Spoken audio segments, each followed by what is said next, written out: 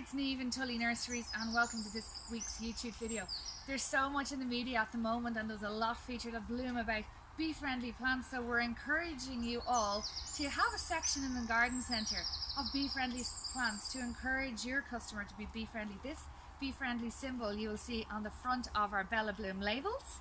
Natalie zooming in there, particularly for example, see here on the lavender, and this one is called Purple Flag, and as you know the bees absolutely love purple and blue plants. So at the moment we've beautiful campanula, really nice salvia, single flowering dahlias.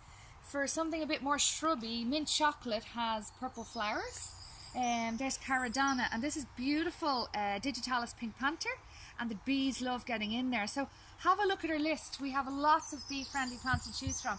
And for next week, don't forget to see our Bella Bloom patio range is selling really well in all leading garden centres. Thanks.